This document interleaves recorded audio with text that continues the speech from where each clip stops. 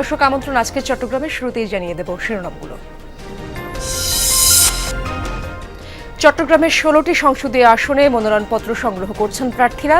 Vote উৎসবে সন্ত্রাসী কার্যক্রমের বিরুদ্ধে জিরো টলারেন্সের হুঁশিয়ারি রিটার্নিং কর্মকর্তার। আমাদেরকে একটা আন্তর্জাতিকভাবে গ্রহণযোগ্য একটা ইলেকশন করতে হবে। সেই ক্ষেত্রে যত প্রতিবন্ধকতায় আসুক, সেটা যারাই হোক, আমরা জিরো টলারেন্স কোনোভাবেই কোনো ছাড় দেব না।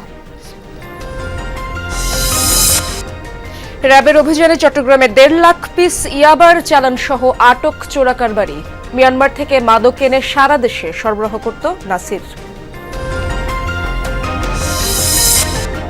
কিছুতেই কমছে না পেঁয়াজের বাজারে অস্থিরতা। পর্যাপ্ত সরবরাহ ও আমদানির প্রভাব নেই খুচরা বাজারে। আড়তদারদের কারসাজিকে দুষছেন বিক্রেতারা। পর্যাপ্ত পরিমাণ দেশি পেঁয়াজ মার্কেটে নাই, এই কারণে এটার রেট কমতেছে না। এটা হয়তো যারা আনতে যায় তাদের সিন্ডিকেট ছাড়া আর কিছু না। আরও বেশি আসলে আরও কমে যাবে আস্তে আস্তে, আর আমাদের দেশি মুড়িকাটা পেঁয়াজ উঠলে আরও কমে যাবে।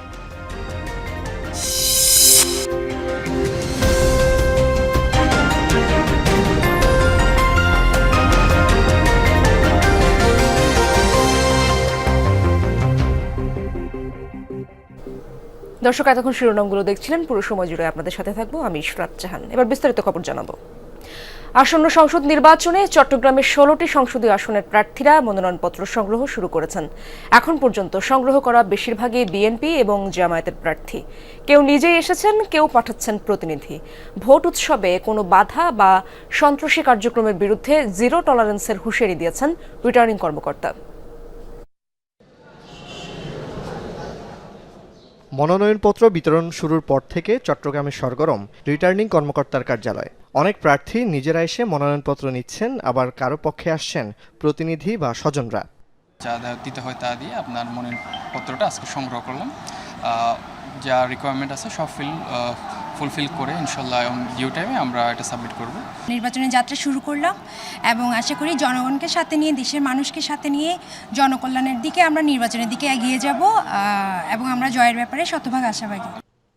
মনোনয়নপত্র বিতরণের সপ্তম দিনে চট্টগ্রামে বিভিন্ন আসনে বিএনপি এবং স্বতন্ত্র প্রার্থীরা মনোনয়নপত্র নিয়েছেন। সবার মধ্যে উচ্ছ্বাস ও নির্বাচনী আমেজ। যে জাতীয় নির্বাচন যে কমিশন আছে, তাদের মাধ্যমে বাংলাদেশে একটি সুষ্ঠু নিরপেক্ষ একটা নির্বাচন হবে। ফার্স্ট প্রসিডিউর হচ্ছে আপনার নির্বাচন অফিস থেকে সিডি কালেক্ট করা। আমি মাত্র এটা সম্পন্ন করলাম। এখন আমি বিভাগীয় কমিশনের কার্যালয়ে যাব, এখন থেকে বাকি প্রসিডিউর সম্পন্ন করব। চট্টগ্রাম 7 আসনের বিএনপির মনোনীত প্রার্থী জনাব হুমায়ুন কাদের চৌধুরীর পক্ষে মনোনয়নপত্র নিয়েছি। এদিকে চট্টগ্রামের 16টি সংসদীয় আসনে বৃহস্পতিবার পর্যন্ত রিটার্নিং অফিসার ও সহকারী রিটার্নিং অফিসারের কার্যালয় থেকে 18 জন প্রার্থী মনোনয়নপত্র নিয়েছেন। মনোনয়নপত্র দাখিলের শেষ সময় আগামী 29শে ডিসেম্বর। নির্বাচন সংশ্লিষ্ট যারা থাকবে, যে সমস্ত কর্মকর্তারা থাকবে, যারা দায়িত্ব পালন করবে, তাদের কাছে আমি পরিষ্কার মেসেজ দিয়ে দিয়েছি, আমাদেরকে একটা আন্তর্জাতিকভাবে গ্রহণযোগ্য একটা ইলেকশন করতে হবে। সেই ক্ষেত্রে যত প্রতিবন্ধকতায় আসুক, সেটা যারাই হোক, আমরা জিরো টলারেন্স কোনোভাবেই কোনো ছাড় দেব না। জুবাইর ইবনে শাহাদাত, যমুনা নিউজ, চট্টগ্রাম। ঘরে মজুত করা 1.5 লাখ পিস ইয়াবার চালান সহ চট্টগ্রামের র্যাবের অভিযানে ধরা পড়েছে এক চোরা কারবারি। এর আগে তাকে ধরতে সাগর পথেও চলে ব্যাপক অভিযান। র্যাবের দাবি, মিয়ানমার থেকে ইয়াবা এনে সারা দেশে ডিলারদের সরবরাহ করত নাসির। তবে অভিযানের সময় পালিয়ে যেতে সক্ষম হয় তার 2 ভাই। মিয়ানমার থেকে টেকনাফ হয়ে কুতুবদিয়ায় ইয়াবার চালান আনার খবর পেয়ে সাগর পথে অভিযান শুরু করে র্যাব। টের পেয়ে সতর্ক হয়ে যায় ইয়াবা ব্যবসায়ী নাসির। সাগর পথে ব্যাপক তল্লাশির পর অবশেষে চট্টগ্রামে উত্তর পতেঙ্গা পূর্ব কাঠগড় এলাকায় নিজ বাড়িতে 1.5 লাখ পিস ইয়াবা সহ র্যাবের হাতে ধরা পড়েন তিনি। তবে পালিয়ে যায় ইয়াবা ব্যবসায় জড়িত তার 2 ভাই। 9টার দিকে আমরা আসামি মোহাম্মদ নাসিরকে গ্রেপ্তার করতে সমর্থ হই এবং তাকে নিয়ে জিজ্ঞাসাবাদের প্রাক্কালে সে স্বীকার করে যে সে 1.5 লক্ষ পিস ইয়াবা নিয়ে এসেছে এবং আমরা তার দেওয়া তথ্য মতে এবং তার দেখানো জায়গা থেকে আমরা 1.5 লক্ষ পিস ইয়াবা উদ্ধার করতে সক্ষম হই। র্যাবের দাবি, গ্রেফতার নাসির দীর্ঘদিন ধরে ইয়াবা চোরা চালানে জড়িত। টেকনাফ থেকে কখনো সড়ক, কখনো নৌপথে ইয়াবা নিয়ে আসে। কয়েক হাত বদলে তা চলে যায় দেশের বিভিন্ন স্থানে ডিলারদের কাছে। ইয়াবার টাকা দিয়ে গড়েছেন বাড়িসহ অনেক সম্পত্তি। সন্ত্রাসী যারা থাকে তারা চায় একটা স্থানীয় একটা প্রভাব বিস্তার করে তাদের এই সন্ত্রাসী কার্যক্রমগুলো পরিচালনা করার জন্য, এবং এই প্রভাব বিস্তারকে থামানোর জন্য আমরা র্যাব সবসময় সোচ্চার ছিলাম এবং আমরা সোচ্চার আছি। স্থানীয়রা তার অপকর্মের কথা জানলেও হুমকি আর ভয়ভীতির কারণে মুখ খুলতে নারাজ সবাই। যারা বাবা ব্যক্তি করে গিয়া করে তাদের তো অবশ্যই ধরাই দেওয়ার দরকার, ধরাই দেওয়ার তারা তো কোনো উপায় নেই। আমরা ছোট ব্যবসায়ী, গরিব মানুষ, আমরা তার এগুলো নিয়ে খবর রাখি না। এদের মতন এরা চলে, আমাদের মতো আমরা চলি। আমি জানিও না, আমি এমন এর আগে থেকে এগুলি কোনো ইনফরমেশন জানতাম না। মামুন রশিদ অভি, Jamuna news, Chittagong.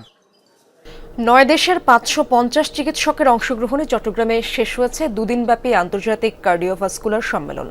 Chittagong society of interventional cardiology আয়োজিত এই সম্মেলনে হৃদরোগ চিকিৎসার আধুনিক প্রযুক্তি, গবেষণা ও দেশীয় চিকিৎসা ব্যবস্থা তুলে ধরা হয়। শতাধিক গবেষণাপত্র উপস্থাপন করেন বিশেষজ্ঞরা। এছাড়াও ছিল হাতে কলমে প্রশিক্ষণ, ইকোকার্ডিওগ্রাফি ওয়ার্কশপ, ইসিজি সিম্পোজিয়াম। সমাপনী দিনে city mayor doctor Shahadat Hossain, medical বিশ্ববিদ্যালয়ের উপাচার্য ডক্টর ওমর ফারুক ইউসুফ সহ অনেকেই বক্তব্য রাখেন। পেঁয়াজের বাজারে অস্থিরতা কমছে না কিছুতেই, দু একদিন কমার পর আবার ঊর্ধ্বমুখী। চট্টগ্রামের খাতুনগঞ্জে পর্যাপ্ত সরবরাহ এবং ভারত থেকে আমদানির পরও খুচরা বাজারে প্রভাব তেমন নেই। এজন্য আড়তদারদের কারসাজিকে দায়ী করছেন বিক্রেতারা। অন্যদিকে প্রশাসনের তদারকি না থাকায় ক্ষুব্ধ ভোক্তারা। ভারত থেকে পেঁয়াজ আমদানির ঘোষণা দেওয়ার পর পাইকারি ও খুচরা পর্যায়ে প্রতি কেজি পেঁয়াজের দাম 40 থেকে 50 টাকা পর্যন্ত কমে, কিন্তু সপ্তাহের ব্যবধানে খুচরা বাজারে আবার বিক্রি হচ্ছে 110 থেকে 120 টাকা দরে। খুচরা বিক্রেতাদের দাবি, দেশীয় পেঁয়াজ এখন নেই বললেই চলে। বাজারে ভারতীয় পেঁয়াজের পর্যাপ্ত মজুত ও সরবরাহ। তারপরও খাতুনগঞ্জের আড়তদারদের কারসাজির কারণে বাজার অস্থির বলে দাবি বিক্রেতাদের। পর্যাপ্ত পরিমাণ দেশি পেঁয়াজ মার্কেটে নাই, এই কারণে এটার রেট কমতেছে না। এটা হয়তো যারা আনতে যায় তাদের সিন্ডিকেট ছাড়া আর কিছু না। আমাদের কিনা পড়ে 91-92 টাকা, এর চেয়েও কমার দরকার। আরও বেশি আসলে আরও কমে যাবে আস্তে আস্তে। আর আমাদের দেশি মুড়িকাটা পেঁয়াজ উঠলে আরও কমে যাবে। আর ইন্ডিয়ান পেঁয়াজটা ধরেন আসে আর ডেলি বাজার কমতে আছে। তবে আড়তদারদের দাবি ভিন্ন। মুহুরি কাটা পেঁয়াজ বাজারে পুরোদমে সরবরাহ শুরু হলে দাম কমবে বলছেন তারা। অন্যান্য বছরের তুলনায় এবছর অনেক বেশি দিন গেছে দেশি পেঁয়াজ, বাইরের থেকে রপ্তানি আমদানি হয় নাই। হ্যাঁ, এখন শেষ পর্যায়ের কারণে সংকট হয়ে গেছে। কিছুদিন পর 1 মাস পরে আমাদের মুড়ি কাটা চলে আসবে, মুড়ি কাটার পরে আবার আমাদের আরেকটা পর চলে আসবে। আশা করি সংকট থাকবে না। 40 থেকে 50 টাকার পেঁয়াজ কখনো 150, কখনো 120 টাকায় বিক্রি হওয়ায় ক্ষুব্ধ ক্রেতারা। এজন্য প্রশাসনের তদারকির অভাবকে দুষছেন তারা। 100 টাকা যদি পেঁয়াজে চলে গেলে সংসার আরও যাবতীয় জিনিসপত্র দরকার, তো এগুলো তো কেনা অসম্ভব হয়ে যাচ্ছে। কারণ 1 কেজি পেঁয়াজ কিনতে যদি 150 টাকা চলে যায়, আর খাবো কি? আর ইনকামের গতিও তো দিন দিন নিচের দিকে চলে যাচ্ছে। যেখানে 1 কেজি এখানে আধা কেজি নিতে হয়, আধা কেজি জায়গায় 1 পাই নিতে হয়।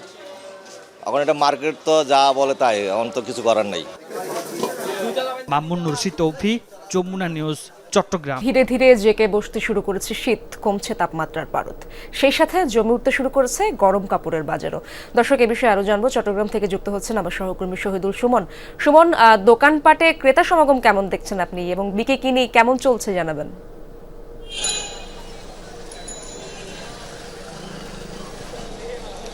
ইশরাত, চট্টগ্রাম নগরীতে কিন্তু সেভাবে শীত পড়ছে না। তারপরও যারা রয়েছেন নগরবাসী, তারা কিন্তু অনেকেই শীতবস্ত্র সংগ্রহ করা তারা শুরু করেছেন বেশ কিছুদিন আগ থেকে, অর্থাৎ সপ্তাহ 2-1 আগ থেকেই তারা তাদের যে শীতের কাপড় সেটি তারা কেনা শুরু করেছেন। আমরা এই মুহূর্তে আগ্রাবাদ এলাকায় রয়েছে। আপনি দেখছেন যে এই এলাকা সহ চট্টগ্রামের যেসব বিপণী বিতান কিংবা নামকরা বড় বড় যেই মার্কেটগুলো রয়েছে, সেখানে যেমন শীতের কাপড় বিক্রি হচ্ছে, তেমনি কিন্তু ফুটপাতে বিভিন্ন ভ্যান থেকে কিন্তু সাধারণ মানুষ যারা রয়েছেন তারা কিন্তু তাদের যে শীতের কাপড় সেটি তারা সংগ্রহ করছেন। যদিও বা এখানকার যারা বিক্রেতারা রয়েছেন তারা আসলে বলছেন যে গত সপ্তাহে যে পরিমাণ শীতের কাপড় বিক্রি হয়েছে, এই সপ্তাহে সেই পরিমাণটা কিছুটা কমে এসেছে। যারা কিনছেন তারাও বা ফ্যাশন কিংবা অন্যান্য কারণে কিনছেন, এর বাইরে যারা কিনছেন তারাও অনেকেই বেশিরভাগই চট্টগ্রাম নগরীর বাইরে, অর্থাৎ গ্রামের যারা রয়েছেন, অর্থাৎ শহর শহরের তুলনায় গ্রামে যেহেতু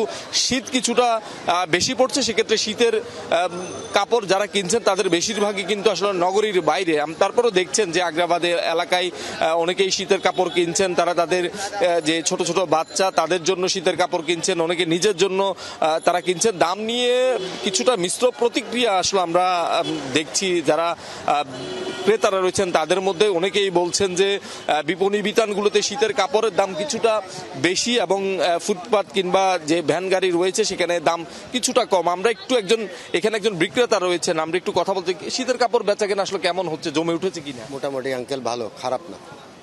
শুকরিয়া যা আছে আল্লাহর মতো শুকরিয়া আছি, বেচা কিনা খারাপ না, ভালো হইতেছে ইনশাল্লাহ। একটু একজন ক্রেতার সাথে আসলে কথা বলতে চাই, দাম কেমন? মোটামুটি ভালো আছে, কম না, বেশি না, কমও না, মিডিয়াম চলে। হ্যাঁ ঠিক আছে। শুনছেন দাম নিয়ে এখানকার যারা ক্রেতারা রয়েছেন তারা সন্তোষ প্রকাশ করেছেন এবং যারা বিক্রি করছেন তারাও আসলে খুব বেশি নাখোশ নয়। তারাও বলছেন যে পরিমাণ বিক্রি হচ্ছে সেইটিতে তারা কিছুটা হলো সন্তুষ্ট রয়েছে। আমরা চেষ্টা করব আরও কয়েকজন কয়েকজন বিক্রেতার সাথে কথা বলার জন্য, তারা একটু জানাবেন। একটু যদি আসলে জানতে চাই আপনার কাছে, বেচা বিক্রি কেমন হচ্ছে, আসলে জমে উঠেছে কিনা? আসসালামু আলাইকুম। আলহামদুলিল্লাহ বেচা কিনি গেছে বছর থাকি একটু কম আঁকে, যথেষ্ট আলহামদুলিল্লাহ। আমাদের বেচা কিনা আগের থেকে একটু কম, দোকান খুলতে পারতেছি না, এই জন্য দোকানে একটু সমস্যা, ঝামেলা আসলে তো ফুটপাতের মধ্যে। এটি কি আসলে গতবারের তুলনায় এবার শীত কিছুটা কম, এই জন্য আসলে বিক্রি কম? জি অবশ্যই, গেছে বছরের তুলনায় এই বছর অনেক শীত কম, শীত এখন লাস্টের দিকে, বুঝছেন। আমরা বেচা কিনা শুনছিলেন ইশরাত যে এখন শীত কিছুটা কম, হয়তো তারা ধারণা করছে সময় বাড়ার সাথে সাথে শীতের মাত্রাও বাড়বেন, তখন আসলে শীতের কাপড়ের বেচা বিক্রিও ভালো হবে। তবে এখন যেটি রয়েছেন সেটি নিয়ে আসলে অনেকেই বলছেন তারা সন্তুষ্ট, অনেকেই বলছেন সামনে আরো বাড়লে সেক্ষেত্রে তাদের যে লাভের পরিমাণ সেটি আরো বাড়বে। ইশরাত, অনেক ধন্যবাদ আপনাকে সুমন। মাইজ ভান্ডারি দর্শন শীর্ষক ধর্মীয় সেমিনার অনুষ্ঠিত হয়েছে চট্টগ্রামের ফটিকছড়িতে। গাউসিয়া হক কমিটি ফটিকছড়ি জোনের উদ্যোগে নানুপুরে ঢালকাটা সরকারি স্কুল দিনব্যাপী সেমিনার ছাড়াও বিভিন্ন কর্মসূচিতে অংশ নেন ধর্মপ্রাণ মানুষ। অন্তরে ঈমান, আত্মশুদ্ধি জাগ্রত করতে সবার প্রতি আহ্বান জানান বক্তারা। সৈয়দ জিয়াউল হক মাইজ ভান্ডারির ৯৭তম খোশরোজ শরীফ উপলক্ষে আয়োজিত এসব কর্মসূচিতে শিক্ষাবিদ, আলেম সহ অনেকেই উপস্থিত ছিলেন। খাগড়াছড়ির রামগড়ে দুর্গম পাহাড়ি এলাকায় বিনামূল্যে চিকিৎসা সেবা ও শীতবস্ত্র বিতরণ করেছে বিজিবি। সকালে ৪৩ বিজিবির রামগড় ব্যাটালিয়নের উদ্যোগে গরুকাটা এলাকায় চলে এই কর্মসূচি। পরে দুর্গম এলাকায় ২ শতাধিক গরিব ও অসহায় পাহাড়ি জনগোষ্ঠীর মাঝে বিনামূল্যে চিকিৎসা সেবা ও প্রয়োজনীয় ওষুধ বিতরণ করা হয়। একই সাথে ২ শতাধিক দরিদ্র পরিবারকে দেওয়া হয় শীতবস্ত্র। ব্যাটালিয়ন অধিনায়ক জানান, অসহায় মানুষের জীবনমান উন্নয়নে আগামীতেও এই ধরনের কার্যক্রম অব্যাহত থাকবে।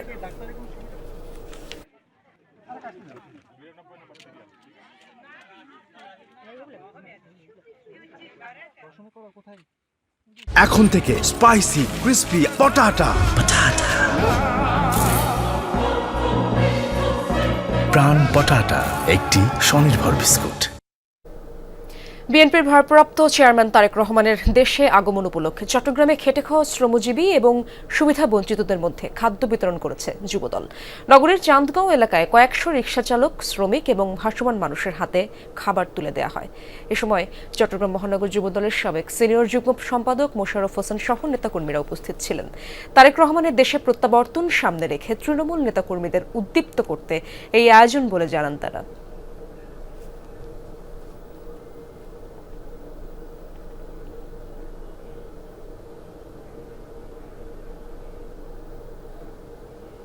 বিএনপি চেয়ারপারসন খালেদা জিয়ার সুস্থতা কামনায় চট্টগ্রামে দোয়া মাহফিল এবং খাবার বিতরণ করা হয়েছে। স্টেশন রোডে রেল শ্রমিক দলের ৪৫তম প্রতিষ্ঠাবার্ষিকী উপলক্ষে এই আয়োজনে বক্তারা গণতন্ত্র প্রতিষ্ঠা, রাষ্ট্র পরিচালনা এবং জনকল্যাণে বিএনপি চেয়ারপারসনের অবদান তুলে ধরে তার রোগমুক্তি কামনা করেন। সভায় মহানগর বিএনপি নেতা আবুল হাশেম বক্কর, রেল শ্রমিক দল সাধারণ সম্পাদক MR মঞ্জু সহ অন্যরাও বক্তব্য রাখেন। পরে সুবিধা বঞ্চিতদের মধ্যে খাবার বিতরণ করা হয়।